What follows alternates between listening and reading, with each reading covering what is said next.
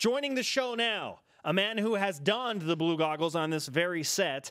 He's also played on an actual football field and made big plays. Michael Alisa, former linebacker. Michael, welcome back to BYU Sports Nation. Happy to be here. Thanks.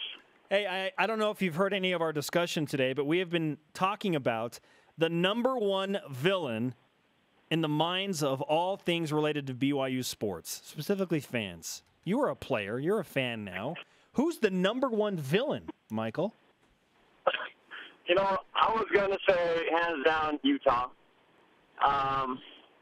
And then I started thinking might be the player from Utah State who injured Taysom. That's I don't want to give him that benefit of being that famous. So I'm not even going to think about him. Get out of here, you. So I give kudos to the guy that said the Fairweather fan. I have to agree with that guy. I think that's our biggest enemy. When you're getting eaten up from within, how can you be successful? Go ahead. Did you feel the weight of that a little bit during the 4-game losing streak last year? Oh, without question. And it was so heavy. I'll tell you that much. It's tough to know that part of your fan base isn't behind you. And just like you guys are saying, every team goes through those ups and downs, and there's always going to be those games that you barely lose. And that's just how football is. This past season, we had 2 overtime losses, so those easily could have been wins, but we lose them, and all of a sudden, people are saying that we're the worst team or the worst defense or the worst offense to ever play in BYU history. And these are young boys from 18 to 25, and it's tough for, their morale. What about the other side of that, Michael? Where did you, maybe during the 4-game losing streak, when it's tougher, where did you get strength from, say, certain fans or fandom? Other side, I'd say that's a very small minority that is fair weather, very, very small. I think for the most part, Cougar Nation is one of the greatest fan bases out here because we're nationwide. Everywhere we went, every away game, the stadium was packed with Cougar blue. And so I think that small minority speaks very loudly sometimes, but for the most part, we know that, the majority is behind us and not just standing there, but pushing, and they're all bleeding blue. So, I don't want to harp on the negative, but, I'll say this, that it's a very small deal, but it's there. Positive reinforcement comes in abundance for us, and the players recognize that. We try to block out the negative and embrace the positive, and there's plenty of positive to embrace. The recently graduated Michael Alisa on BYU Sports Nation, and we wish you a hearty congratulations for that, Michael, Thank you very much. For making that walk. Thank you. Oh, yeah. Hashtag inside jokes. Okay, Michael, let's talk about what is coming up this season for BYU. We look at the recent past, and Sky Pove led the team in tackles last year. That is not necessarily the plan for Bronco Mendenhall defense. So who is going to be the leading tackler this year with Bronco taking back over the defense? That's a good question. I would say with the knowledge that I have of Austin Heater being the linebackers, I think Austin Heater is going to be the leading tackler. Just the way the defense is set up, it's set up like a cone, and it filters everybody to the inside backers. Those are supposed to be your playmakers every single year. And so with Austin Heater, if he stays healthy and he remains the starting linebacker in the middle, I think he's going to be the guy this year. And hopefully it's not a safety, because that's a bad sign when your safety is your leading tackler. Even when Andrew Rich led, you would have preferred that an inside linebacker leads? Absolutely. And Andrew Rich is a great player, and I'm glad he was making those tackles, because those are touchdown-saving tackles if a safety's making them. But, if a linebacker's making them, then that means that the defense is working the way it's supposed to work. Yesterday we talked about the impact, who's going to be the biggest impact linebacker next year. So tackles is one thing, impact is maybe another. What's your opinion on that going into 2015? would say your impact player is going to be Fred Warner. We saw him come on the scene really strong last year as a freshman and making that pick six against Boise State when we were having a really rough game over there at their house. And he came through and made a great play. And it wasn't just a lucky play. He read it. It was one of those things where you could tell that he had seen that in film and reacted. And he's making plays like that through the whole season until he got injured. Even against Utah State, that little tackle he had in the backfield. I think Fred's a phenomenal athlete, really smart football player, and he's going to be our impact player this year on defense for sure. Yeah, you can see those instincts. If he stays healthy, that's his thing. I mean, I know he's coming back from an injury that he sustained in the season this year, but if he can be healthy, he'll be the guy. Michael Alisa with us on BYU Sports Nation, joining us via the phone.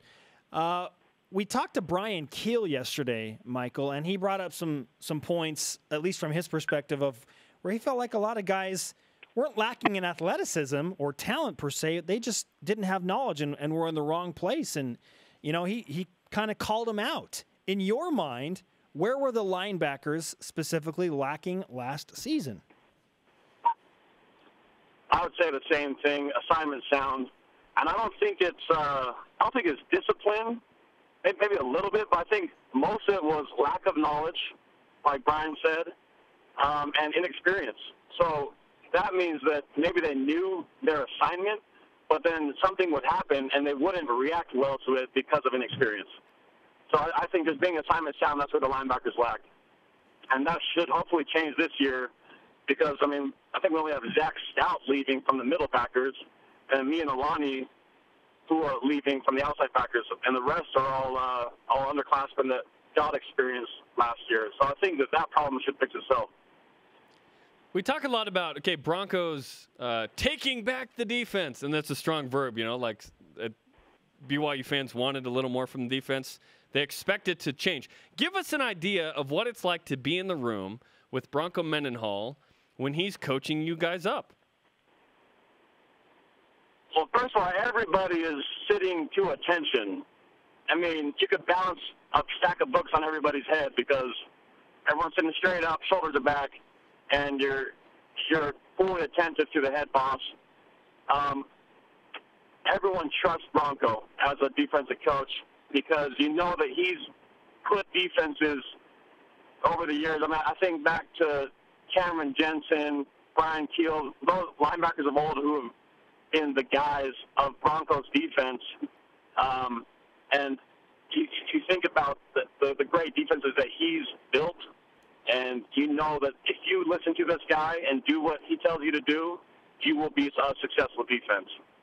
So everyone gives him the utmost respect in that room. Former BYU linebacker, 2008 was a running back, 11 and 14, also saw some time at running back and was a playmaker at the linebacker position last year, specifically at Texas. His name is Michael Alisa, and he is on the show. Michael, who is the guy that deserves some respect on this upcoming BYU squad? An underrated player that's maybe not in the limelight that you feel like deserves to be talked about? Ooh, so many guys are coming to mind. I mean, there's so many good players. I would have to say, though, that in my mind, it's Sai Tautu. And, I mean, there could be a good candidate for that in the middle backer room. But in the outside linebacker room, Sai Tautu actually graded out the best overall linebacker last year after every game. He was the most efficient in every play. He was always in the right spot, always doing his assignment. And percentage-wise, he graded out way higher than, Alani, me, and all the other linebackers, Fred. So Sai knows exactly what to do. And on top of that, he's, look at the guy. He's like an NFL caliber linebacker. His body passes the eye test big time. He's about 6'3", 6'4", and built well. I think he's one of those guys that flies under the radar, maybe hasn't gotten the playing time that he deserves. And I think once he gets a shot, he'll really shine. That's interesting. I didn't realize he was the top-rated linebacker coming out of last year. I want to know this, too, Michael. Last year, there were a lot of different players that played a lot of different linebacker positions, mostly on the inside, but the outside had its share, too. Does it have to do with pace of play and or trying to figure out who the guy is at each position? Why the platoon last year? Can you repeat the first part of the question? I'm sorry. Yeah. It kind of cut out a little bit. So why did BYU platoon so many guys at linebacker last year? We're kind of used to seeing the same guy play most of the game at linebacker. Does it have to do with pace of play? Yeah, I would say part of it's the pace of play. Also, there were a couple of guys that were dinged up here and there. I think the thing was that they had a few guys who are good at a few things, and so they would play to their strengths. And for instance, Sione Takitaki, maybe not your best cover guy coming out of high school, but the best pass rusher on the team probably last year as a freshman. So they would put him in certain situations where he could do that and play to his strengths. And so that's just one example. Every single guy, it was the same deal. Some guys were cover guys, other guys were pass rushers, and they would put him in on certain downs and situations to play to their strengths, but also just to keep guys fresh. Michael Alisa with us on BYU Sports Nation. You played against some very notable opponents in your career at BYU: Texas, Georgia Tech, Notre Dame, Virginia. The season that approaches includes a handful of wow games. With that in mind, what is the 2015 win expectation based on the fact that BYU opens up against Nebraska, Boise State at home, at UCLA, at Michigan, and have a game later at Missouri? Yeah, I think I look at that schedule, and now that I'm not a player, I can run the risk of saying that we might lose a game here and there, right? So I look at that schedule and I say, look, we get 8-9 wins. That's a great season, because that is a tough schedule. Hopefully we get more, and I'm trusting in the boys to go out and win those games that maybe we're not favored to win.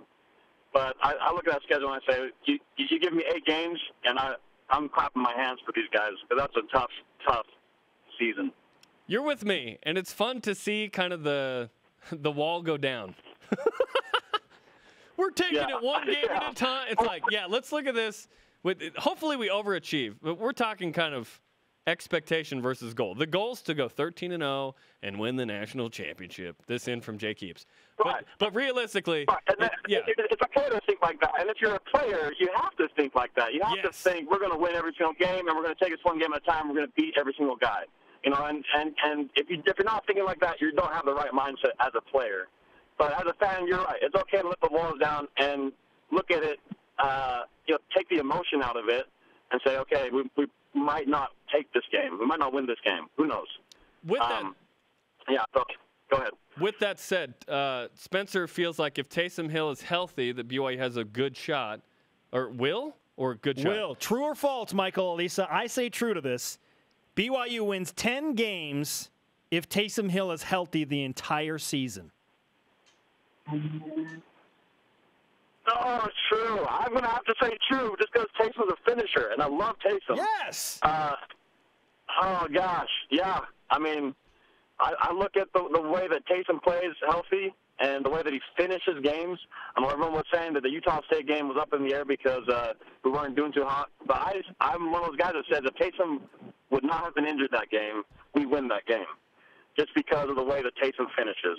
And he's a competitor, and he leads the team by example. He's an impact player that makes a big play and gets the whole team behind him in a matter of seconds. Michael Alisa, I vote yes. Former linebacker and BYU TV co-host sometimes. Are we going to have an Alisa takeover? We need to have an Alisa takeover, right? Yeah. Hey, great to talk to you, my friend. We'll see you soon.